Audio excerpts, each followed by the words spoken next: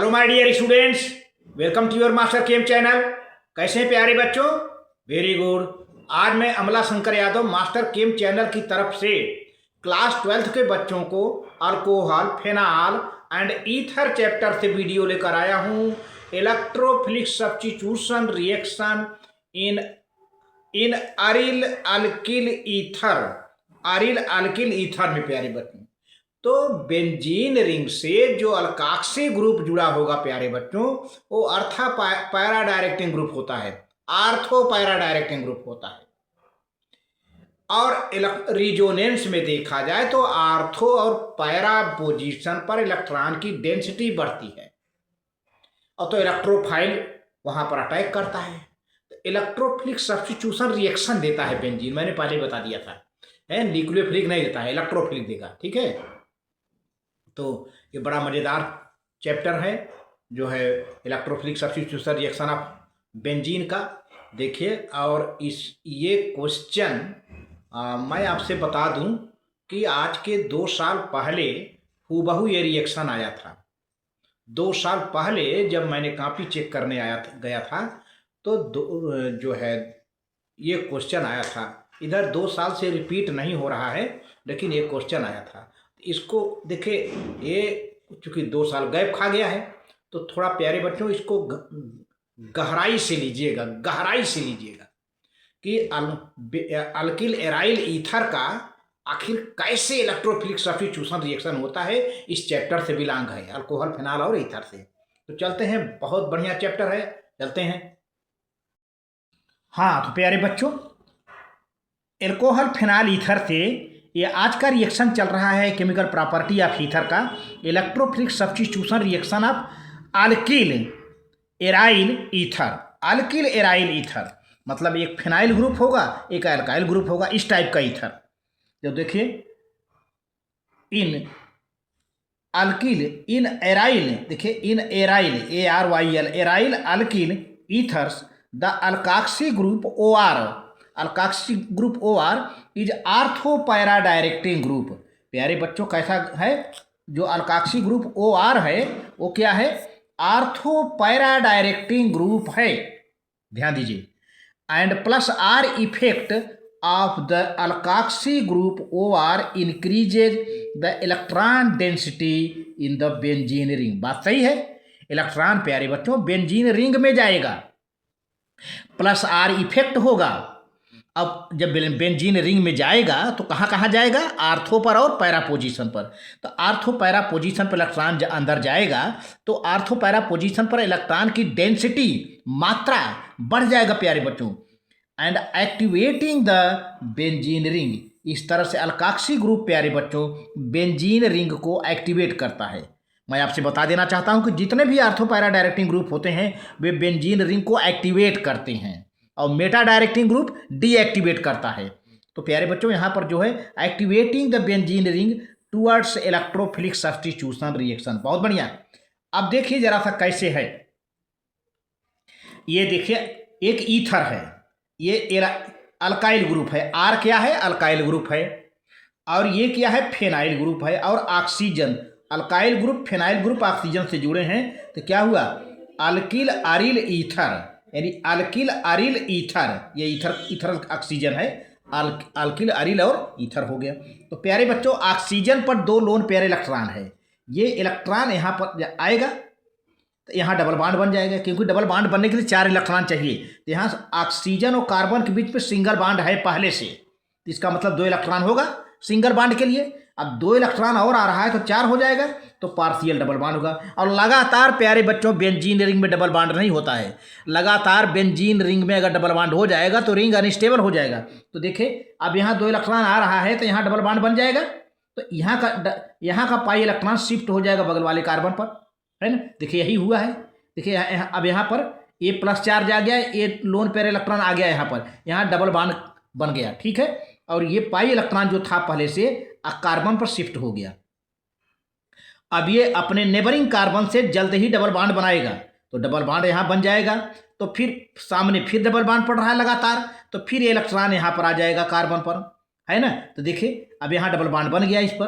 तो अब जब डबल बॉन्ड बन गया तो ये वाला इलेक्ट्रॉन यहाँ शिफ्ट हो गया, देखिए, है ना। तो फिर ये डबल बॉन्ड बनाएगा यहाँ पर, फिर ये लगातार डबल बॉन्ड पड़ जा रहा है, तो फिर इसका इलेक्ट्रॉन यहाँ शिफ्ट हो गया, है ना। तो इस तरह से फिर यहाँ डबल बॉन्ड जब बन गया ये इलेक्ट्रॉन अब यहाँ पर फिर डबल बॉन्ड बनाएगा, तो यहाँ फिर डबल बॉन्ड लगातार पड़ जा रहा है, तो ये इलेक्ट्रॉन जहाँ से आया था वहीं चला जाएगा प्यारे बच्चों। इस तरह से आप देखिए partial double bond character structure 2, 3 और 4 में है। Between oxygen and carbon, between oxygen and carbon के बीच में पार्शियल डबल बॉन्ड कैरेक्टर है। और इलेक्ट्रॉन डेंसिटी कहाँ कहाँ बढ़ी प्यारे बच्चों, एक यहाँ बढ़ा आर्थो और दूसरा यहाँ बढ़ा पैरा, फिर ये देखिए फिर आर्थो। आप देख रहे हैं मेटा पर नहीं बन रहा है, जहाँ जहाँ हमने गोला मार दिया है एक आर्थो पर इलेक्ट्रॉन आया, फिर पैरा पर आया, फिर कहाँ आया, फिर आर्थो पर आया, है ना। तो इस तरह से आप देख रहे हो कि प्लस आर इफेक्ट यहाँ दिख रहा है। इन इलेक्ट्रॉन बेंजीन रिंग में जा रहा है, कार्बन की ओर जा रहा है प्यारे बच्चों। अच्छा, अब देखते हैं इसका रिएक्शन, आप नोट कर लीजिए, नोट कर लीजिए। बहुत बढ़िया, वेरी गुड वेरी गुड। चलिए आगे बढ़ते हैं।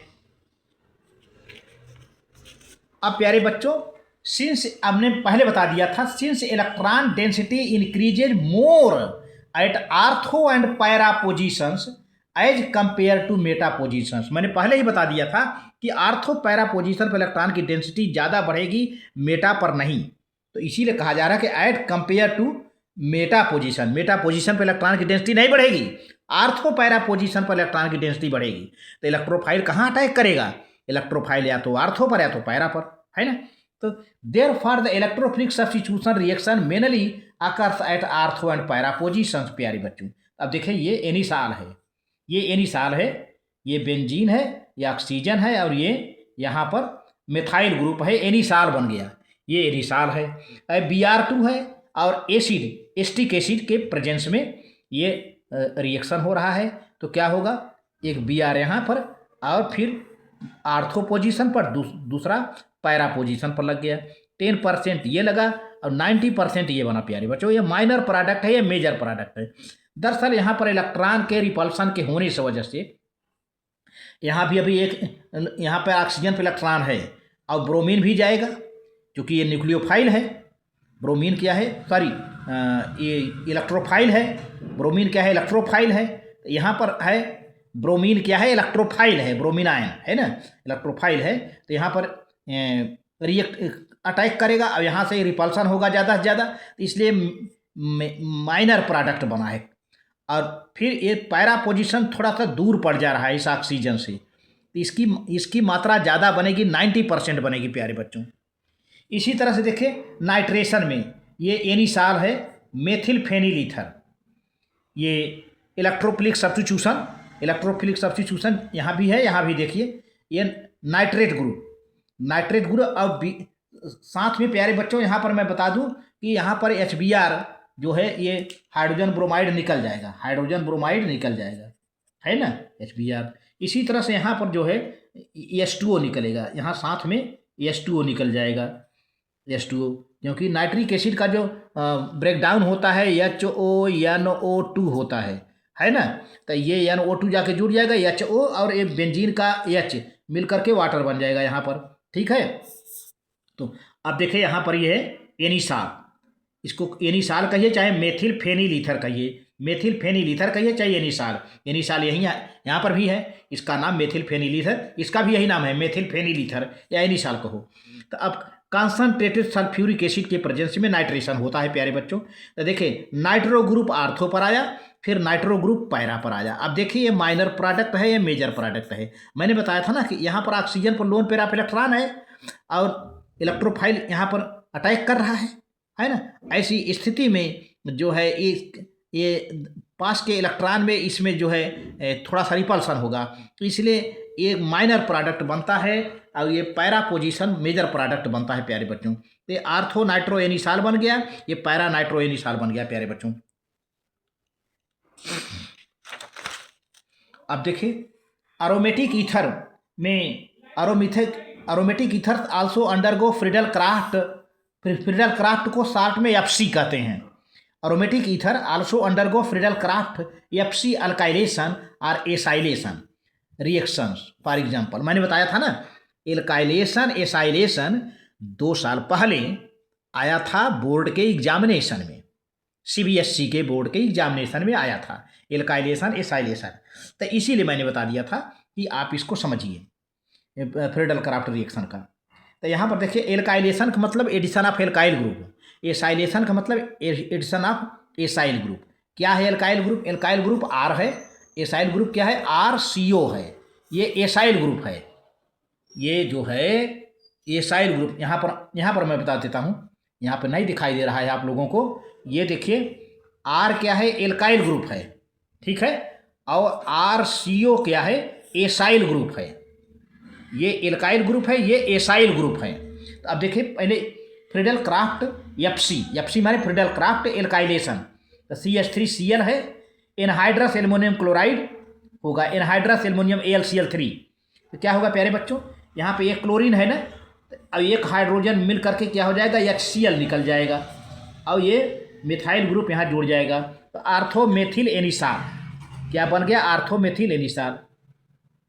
एक तो ये आर्थो पर आएगा, दूसरा यही मिथाइल ग्रुप पैरा पर भी आ जाएगा, तो पैरामेथिल एनिसाल बन गया। तो ये तो एक तरह से एल्काइल ग्रुप जुड़ रहा है, आर्थो पर एल्काइल ग्रुप मिथाइल ग्रुप, और पैरा पर अल्काइल ग्रुप मतलब मिथाइल ग्रुप जुड़ गया, है ना। इसी तरह से फ्रीडल-क्राफ्ट एसाइलेशन माने RCO ग्रुप होगा। तो देखिए, यहाँ पर एनिसाल है प्यारे बच्चों, CH3COCl है।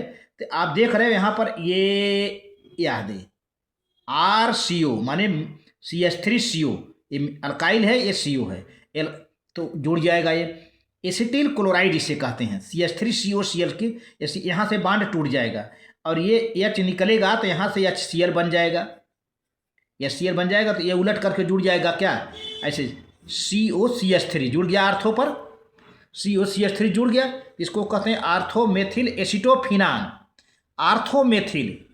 आर्थोमेथिल एसिटोफिनान प्यारे बच्चों, आर्थोमेथिल नहीं, आर्थोमेथाक्सी। ये मेथिल और ऑक्सीजन है ना, अब ये मेथाक्सी हो गया, आर्थोमेथाक्सी एसिटोफिनान, नॉट आर्थोमेथिल, आर्थोमेथाक्सी। तो भूल हो गई थी, आर्थोमेथाक्सी एसिटोफिनान, यानी एक कीटोन बन रहा है ना, यहाँ पर देख रहे हैं ना, तो ये जुड़ गया, ये माइनर प्रोडक्ट होगा।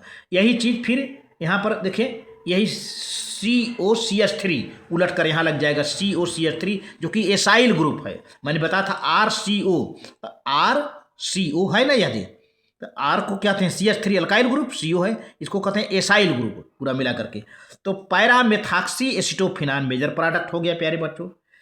तो ये था एक यहाँ पर पॉइंट आपको बता देना चाहता हूँ प्यारे बच्चों कि aromatic ethers are less reactive than फेनॉल्स।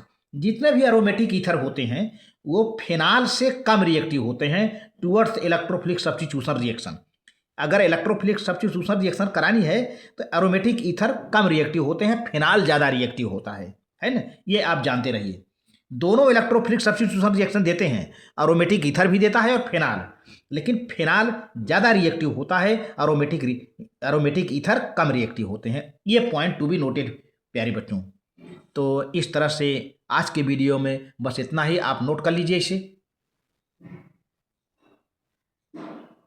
जी हाँ, नोट कर लीजिए, आप नोट कर लीजिए। नोट कर लिया? नोट कर लिया? ठीक, very good, very good, thank you प्यारे बच्चों, थैंक यू।